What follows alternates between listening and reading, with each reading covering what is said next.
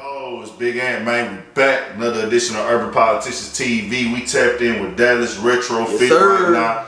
Came out here to H-Time, tapped in with me at the Studio 56. You know what I'm saying? You in the mix, bro. Man, like, appreciate you having me. You know what I'm saying? Like, it's crazy, man. Like, I've sat and watched this shit. You know what I'm saying? Nigga wanted to be in this chair, and I'm in this chair. You know what I'm saying? Yeah, appreciate you having me on some real shit. That's love. Appreciate you tapping into what I got going on in my whole little situation with the media game and everything like that. Man.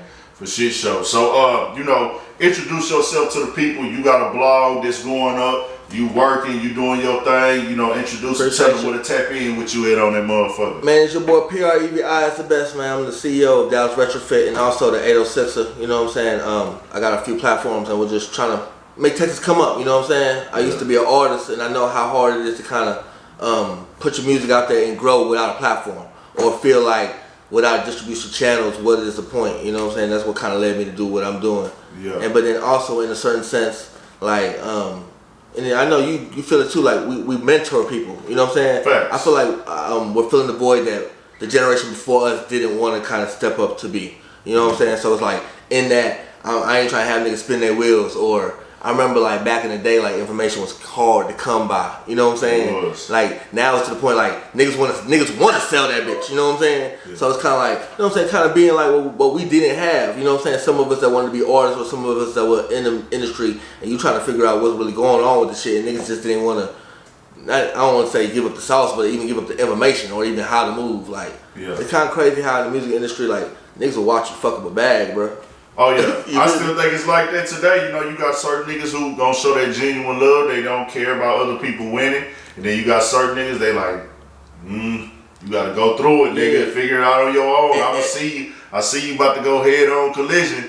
And I see, hey nigga, fuck it, that don't concern me. I've been there for both of it, but you know what I'm saying? You end up learning like, another nigga light shining don't affect your light. You know what I'm saying? On some real shit. Facts. And then if you even get it on some like, so we're like, well, businessman, like, then this is the business that we choose to do. You understand, like, if a nigga going hard in your sector and it's bringing value to your sector, that actually bring value to you. You know what I'm saying? So it's like, go my nigga. Do your little thing, you know what I'm saying? Like shit, trickle some of the blessings over here on some real shit. Facts. That's what's up, man. So, you know, tell them exactly where you from, you know what I'm saying, where you came up at and things like that. Yeah, man. So it's weird when people ask me that question, I don't really know how to answer it. You know what I'm saying? So we're gonna go for the long answer. So I was born in Austin, but I grew up in DC. Okay. But I did high school in Dallas. Okay. But I did my early college years in Houston. Okay. And now I live in West Texas. Okay, so very well with niggas just the bing, you know what I'm saying? Yeah. Went chasing the dream, found myself in Atlanta for a little bit of time, you know what I'm saying?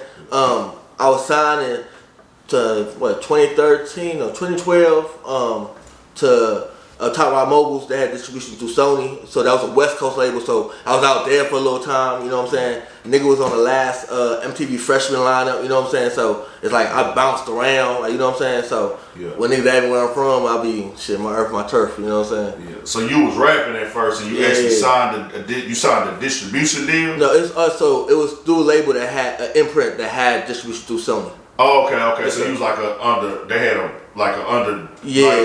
father company. Yeah, exactly. You was like an independent label almost. Independent, and then like and where it is like if you meet certain requirements, you kind of uplift you, pipeline you up. Okay, like, on some empire type shit. You know what I'm saying? Yeah, like it's like, you know what I'm saying? It was a cool little experience. And nigga, like I told you, like a nigga want to be Drake, you know what I'm saying? Nigga want to be Michael Jackson and shit, but you learn what the ins and outs of this business, you know what I'm saying? Like, it's crazy. This shit is based off opinions. Yeah. On a certain level, you know what I'm saying? Nice. Or people's feelings and shit like that. So, you know what I'm saying? There's a time for everything, but I just kind of felt like, let me hop out the game. And even at the time, like, you know what I'm saying, because it was a little transition period, I feel like sometimes as an artist, you got to kind of see, it's your love for music because is an ego involved. You know what I'm saying? Is it because you want the lights on you, or do you actually have a love for music? And sometimes within your love for music, you kind of find somewhere else. Yeah. You know what I'm saying? That you kind of maintain that space, or even help others. You know what I'm saying? On some real shit. Got you. So being signed to a record label, though, a lot of people ain't never been signed to a real situation before. What that was like, you know, signing your name on a piece of paper and saying cool, I got a record deal. That shit was cool. I still got the gold bottle. You know what I'm saying? Then you go do a little rap thing. Okay. You know what I'm saying? But like, I'll say I was the last of the old regime. Okay. You know what I'm saying? You know, social media kind of changed everything up. Even in terms of how they approach artists and find artists. So like, I wasn't signed off my clout. I was signed for talent. You know what I'm saying? And a little bit after that, I won't say artists got signed for clout, but it was kind of more for their following and their base and things like that. So like, in that time, you kind of even learn how the music business go in terms of how, like, this might have been the agenda here, but this is the agenda now. You know what I'm saying? Okay. Or this is the focus now. Or you might have been priority to this regime, but during my regime, you ain't a priority. You know what I'm saying? Or this isn't the focus for where we're trying to take our company. And you kind of learn that that's like the business of music, which is kind of like the business of everything. You know what I'm saying? Some real shit. Playing, like, I be hearing a lot of niggas say they play musical chairs at these labels and this shit where like your A&R might fuck with you heavy and you good in the building for 2 years and then next thing you know, another nigga leave or get fired or quit. They bring a new nigga in and he like, nigga, I'm finna bring my own talent in this motherfucker. Fuck what you going through. Like, even like, and just understanding the system, cause like, when that person come in, right, they don't get the credit for you. You know what I'm saying? So unless you're like a Rihanna or somebody where they can like be like, all right, I was established to help with that, they don't get the credit for you. So they got to bring their new Lil Nana to show that this is what I did for Lil Nana. But it kind of displaces you. So you know what I'm saying? Now with the game today, let me ask you this: would you sign a record deal now if you knowing what you know, but now then knowing what you know in this internet era? Would you sign a record deal still? If knowing what I know now, and this is what I urge artists, I would sign a deal. I would sign a deal because I can read, my nigga. You feel me? Like, so the deal is gonna work in my favor. A deal is a negotiation. So what's gonna be in it for you and for me? You know what I'm saying? But this is a time of leverage. So if you're coming at me with the deal, I understand what I'm bringing to the table. You know what I'm saying? So it's not gonna be like the old days where essentially I'm just bringing this song and y'all are doing everything. You know what I'm saying? In terms of upstart and blowing me up. Like, no, I got a following. If I'm fucking with you, it's because I want you to kind of like just bring the whole thing up. You know what I'm saying? Like, we're gonna do this on a big level. You know what I'm saying? There's certain things that you can't do without a bag. But if you got the bag, we could take this to a new level, or even speed things up. If you understand what I'm saying. You know what I'm saying? Nah, that's hard. That's hard. I get what you're saying, but there is that little gray area they say about in them labels though, where they say they have leverage through gray areas. Have you heard about that? I've never seen an official contract. Me personally, if I was a rapper, if I got a buzz, I'm probably not gonna sign because I can be a little bullheaded on how I want my operation to work. And I know once you're in that contract, you pretty much gotta do what the fuck they say do. And that is too. You know what I'm saying? Whatever you kind of sign to, you gotta adhere to. I'll say that on. And I believe in honoring, you know, what you agree to. I believe in honoring and being honorable. You know what I'm saying? So that's just me. You know what I'm saying? So, but like, all right. So like in my contract, we had somewhere it can cross collateralize, where it's like, all right, I can never owe you because you can come out. Sometimes these labels make you come out of pocket. You know what I'm saying? I can't owe you. You only take it against the next project.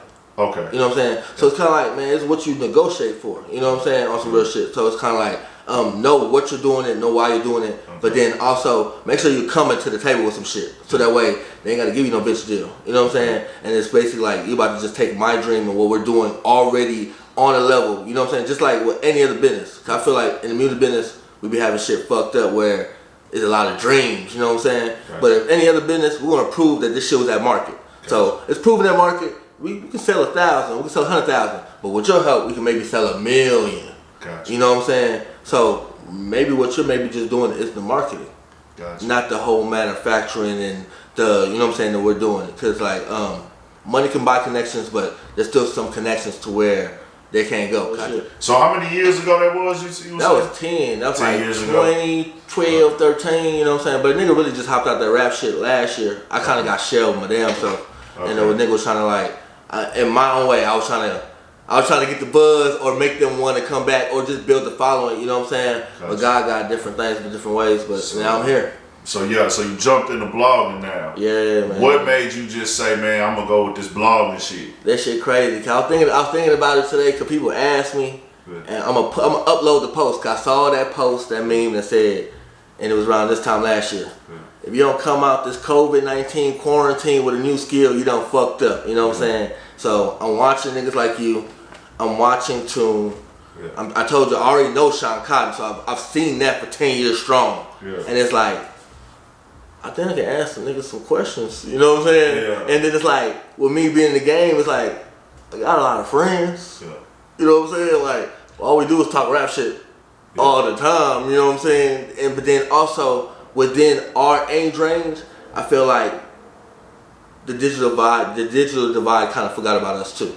You know what I'm saying? In a certain respect, to where I feel like the internet is younger wards. Yeah. You know what I'm saying? In a certain respect. Internet is for 12 to early 20s, but I think the internet is for niggas in their late 20s and early 30s too, because even the early shit days, you know, the Facebook, even older than that on some real shit. But I feel like it got heavy. I think it got heavy.